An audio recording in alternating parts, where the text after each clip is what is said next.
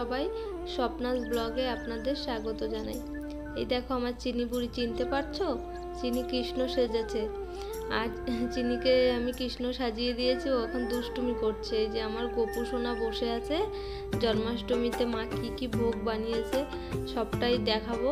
আর এই যে এখন ভোগ বেড়ে দিচ্ছে সবাইকে। তো পুরো ব্লগটি দেখো, তাহলে বুঝতে পারবে কি হয়েছে না হয়েছে। কালকে রাত 2:30টার সময় ঘুমিয়েছি। চিনির জন্য, চিনি জেগেছিল দেখে তো ভালো মতো ঘুমাতে পারিনি। তারপরে রাতে ওঠেনি, ও রাতে ওঠে কিন্তু কালকে এত রাতে ঘুমিয়েছে দেখে আর ওঠেনি। তো সেই জন্য না প্রত্যেক দিন সকালে উঠে স্নান করে রান্নাঘরে আসি। আজকে 8টার সময় ঘুম থেকে উঠেছি আর ঘর থেকে চিনিকে একটু খাইয়েছি সকালে, তারপরে আবার ঘুমিয়ে পড়েছে। চিনি তুলে খাইয়েছি, ও ওঠেনি। তারপরে রান্নাঘরে আস্তে আস্তে 9টা বেজে গেছে। সেই জন্য আমি আজকে আর স্নান করলাম না। নাইটিটা চেঞ্জ করে একটা শাড়ি পরে রান্নাবান্না সেরে তারপরে স্নান করব, কারণ আমার অনেক জামা কাপড় কাচতে হয়, রোজ কাচতে হয়। আমার এক বড় বালতির এক বালতি জামা কাপড় জমে, আমাদের 3 জনেরই। তো সেগুলো ধোবো দেখে আমি কাছাকাছি করবো দেখে আমি ভাবলাম যে একবারে স্নান করবো, পরে রান্নাটা সেরে নিই, কারণ সকালে সবাই ভাত খাবে আর আমি খাবো রুটি। রুটি আছে, কালকে তরকা এনেছিল, সে তরকা অনেকটা থেকে গেছে, দুধটা পড়ে যাচ্ছে।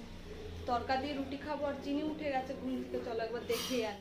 চিনি এখন সবাইকে চিনেছে আর ঘুম থেকে উঠে এখন খেলছে। ওর পাখি দিদিকে দেখলেই ভয় পাচ্ছিল, এখন দেখো পাখি দিদির সঙ্গে খেলছে।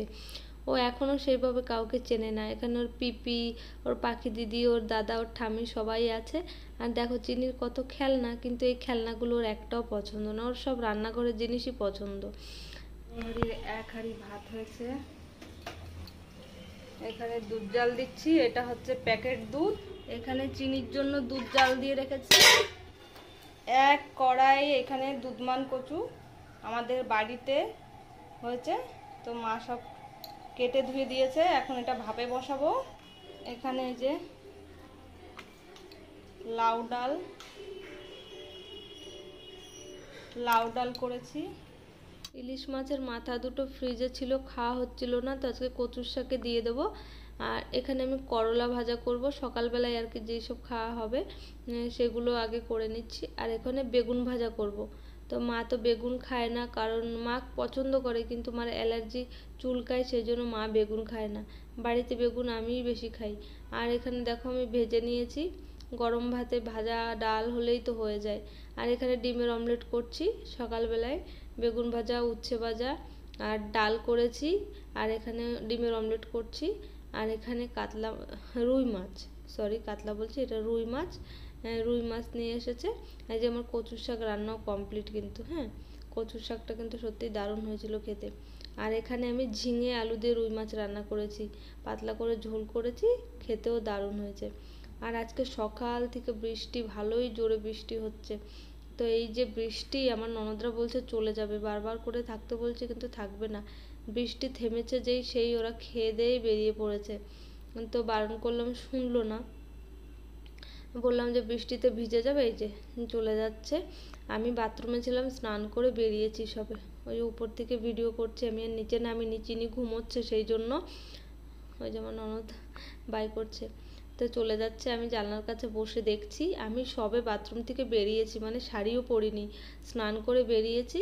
আর তখনই বলছে যে বৌদি যাই। তো আমি বললাম যে থাকতে বললাম, তারপর চলে যাচ্ছে আর কি। থাকলে ভালোই লাগতো, এই বৃষ্টির মধ্যে চলে যাচ্ছে। ফুল গাছ নিল, ফুল গাছ নিয়ে যাচ্ছে। এইমাত্র স্নান করলাম, আজকে সকাল থেকে স্নান করার সময় পাইনি। সকালবেলায় রান্নাঘরে চলে গেছি স্নান না করে, নাইটি ছেড়ে রান্না বান্না সেরে নিয়েছি। ওদেরকে অনেক থাকতে বললাম, থাকবে না, চলে গেল। বৃষ্টি পড়ছে, বলছে পুজো চলে এসছে না, আর জিজুর দোকান আছে, জামা কাপড়ের দোকান, তো বলছে মাল আনতে হবে, এসে চলে গেল, থাকলো না।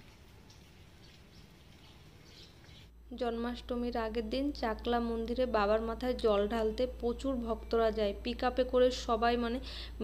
এত বৃষ্টি পড়ে, প্রত্যেকবার খুব বৃষ্টি পড়ে, প্লাস্টিক টানিয়ে সবাই ভিজতে ভিজতে যায়।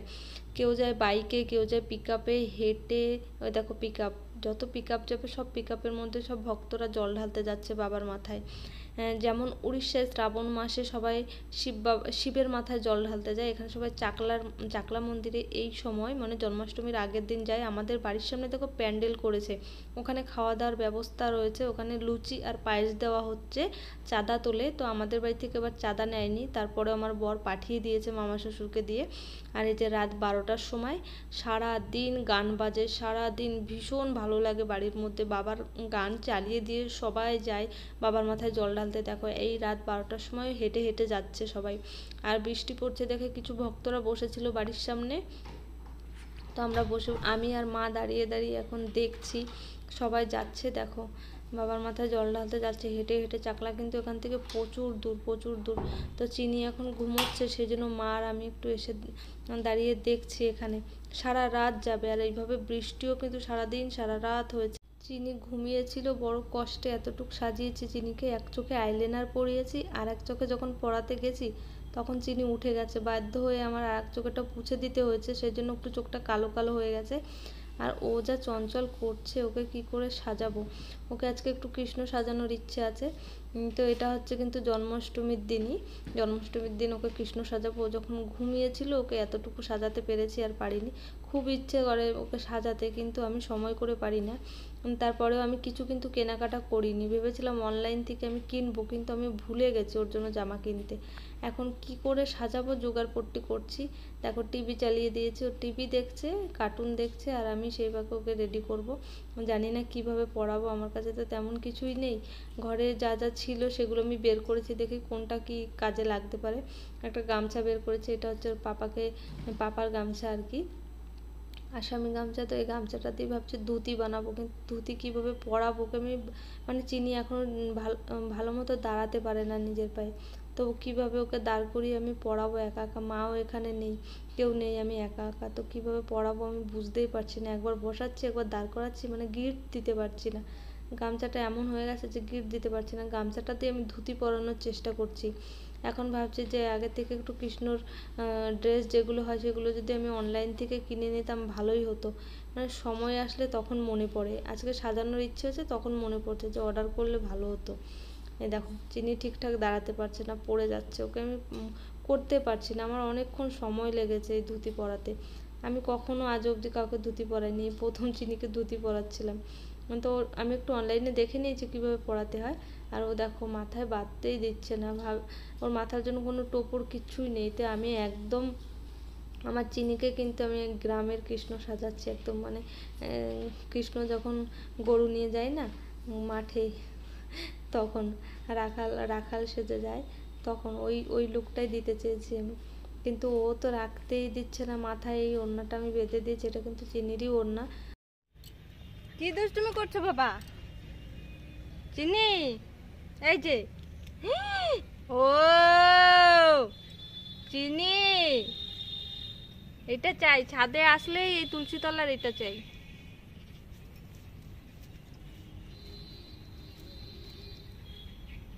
যে এইটাকে চাই ছাদে আসলে, জলটা ওটা আমার বৃষ্টিতে জল পড়েছে, জলগুলো ফেললো। এটা টমেটো গাছ। তোমার কিছু বলছে?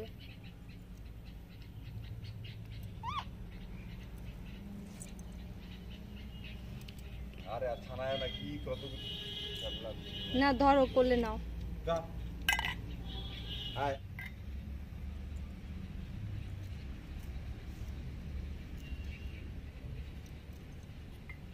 এই দেখো চাটে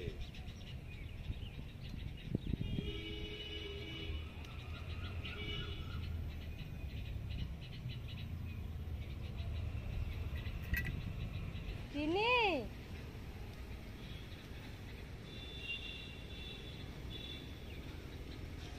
এই চিনি হয়েছে দুষ্টুমি করা। তো প্রথমবার এরকম সুযোগ দেওয়া হলো এত সুন্দর করে আকাম করে। এখন যে হাত মুখ সব ধুয়ে দেবো। বিয়ের পরে একবার আমি জন্মাষ্টমী করেছিলাম, নিজের মতো করে সাজিয়ে গুছিয়ে নিজে ভোগ বানিয়ে করেছিলাম। তারপর থেকে আমার আর করা হয়ে ওঠে না। মা উপোস করে আছে সকাল থেকে, এখানে সব একা হাতে ভোগ বানাচ্ছে মা। আমি কিন্তু একটুও হেল্প করিনি মাকে, ভেবেছিলাম করব, কিন্তু মা যেহেতু ভোগ বানাচ্ছে চিনিকে আমার দেখতে হচ্ছে। আর নারকোল নেই, নারকোল শেষ হয়ে গেছে, নারকোল নাড়ু করেছে, নারকোল দিয়ে এখন বড়াও করছে, সেই জন্য নারকোল নেই দেখে তালটা জ্বালিয়ে রেখে দিচ্ছে, পরে আর কি বড়া খায়, যা খাওয়া হবে নিজেদের জন্য রেখে দেওয়া হচ্ছে। এখানে ময়দা মেখে নিয়েছে মা, লুচি করবে, লুচি, সুজি রান্না হয়েছে, নারকোল নাড়ু আর তালের বড়া। এই ভোগ মাকে আমি বলেছি যে তুমি যতটা পারো ততটুকু করো, বেশি আয়োজন কিছু করতে হবে না, কারণ কাউকে তো বলিনি, নিজেরাই আছি। আর আমার গোপু সোনাকে আজকে ভেবেছিল যে মা মানে ভালো মতো স্নান টান করিয়ে যেভাবে করে জন্মাষ্টমী, কিন্তু আমাদের যে গুরুদেব উনি আমাদের বাড়ি আসতে পারেনি বৃষ্টির কারণে। ওনার আশ্রমে অনেক বড় করে আয়োজন করেছে, ওখানে প্রত্যেক বছর জন্মাষ্টমী হয়, তো আমাদের নিমন্ত্রণ দিয়েছে, আমরা যেতে পারিনি কিছু একটা কারণের জন্য। আগে থেকে ভেবে রেখেছিলাম যে যাব, আমাদের বাড়ি আসতে পারিনি বৃষ্টির কারণে। পাশের বাড়ি আমাদের গুরু ভাই থাকে, ওদের বাড়িতে বলে গিয়েছে। তো আমার এক জিজু অ্যাক্সিডেন্ট করেছিল দেখে বর বাড়িতে ছিল না, দেখতে গিয়েছিল, সেই জন্য আর আমাদের যাওয়া হয়নি এবারও। আশ্রমে এই অবধি আমরা দীক্ষা নেওয়ার পর থেকে এখন অবধি কোনো অনুষ্ঠানে আমরা মানে যেতে পারিনি। উনি সব অনুষ্ঠানেই বলে আমাদের গুরুদেব, কিন্তু আমরা যেতে পারিনি, জানি না কবে যেতে পারবো। আর মা একা একা সব করছে, কিন্তু গুরুদেব বারণ করেছে আজকে যেন গোপালকে স্নান না করায়, কালকে করাতে বলেছে। কালকেই জন্মাষ্টমী সব জায়গায় করবে। আমাদের গৌড়া মত কৃষ্ণই, মানে কৃষ্ণ মতে আমরা, কিন্তু গৌড়া মত, অনেকে হয়তো বুঝবে অনেকে বুঝবে না, যাই হোক আমাদের মতে কালকে স্নান করাতে হবে। সেই জন্য মা তো জানতো না, পরে দুপুরের দিকে বলেছে মাকে, ওই পাশের বাড়ির ওরা বলেছে। তো মা মন খারাপ করছিল যে স্বপ্না কী করবো, তুমি বলো স্নান করাবো কিনা। তো আমি বললাম যে মা আজকে ভোগ বানিয়ে দিয়ে দাও, কালকে স্নান করিয়ে নাও। গুরুদেব যখন গুরুর কথা আর কি মানতেই হয়, গুরু কিছু বললে সেটা ফেলতে নেই, সেই জন্য মা আজকে ভোগ দিচ্ছে, কালকে স্নান করাবে। কালকেও কিছু ভোগ দিয়ে কালকে স্নান করিয়ে দেবে। আর মা এখানে একা হাতে সব করছে। আমি মাকে বলছি তোমার কষ্ট হয়ে গেছে না। আমি না এত ব্যস্ত ছিলাম, আমি কোনো রকম ভিডিও করতে পারিনি। মা স্নান মানে স্নান না, মা পুজো দিচ্ছিল, সেইগুলো আমি আর কি ভিডিও করতে পারিনি, কারণ চিনিকে নিয়ে ব্যস্ত ছিলাম। পুজো দেওয়ার পর এখন দেখো ঠাকুর ঘরে এসে মানে প্রসাদ নিতে এসেছি, তখন আমি ভিডিও করছি যে মা সব বেড়ে বেড়ে দিচ্ছে, পাশের বাড়ি ওদেরকে সবাইকে দেবে, নিচে দেবে। আর অনেকে না কালকে জন্মাষ্টমী দেবে, আজকে অনেকে করবে না জন্মাষ্টমী। তো মা ভোগ বেড়ে নিচ্ছে, সবাইকে দিয়ে আসবে, কেউ তো আর বাড়িতে আসবে না, সেই জন্য সবাইকে দিয়ে আসতে হয়। এখানের এইটাই মানে কোনো পুজো হলে কেউ বাড়িতে আসে না, প্রসাদ দিয়ে আসলে খাবে, না দিয়ে আসলে খাবে না, এমন একটা ব্যাপার, বললেও কেউ আসে না। তো ওই যে মা আর মামা দুজনে মিলে নিয়ে যাচ্ছে,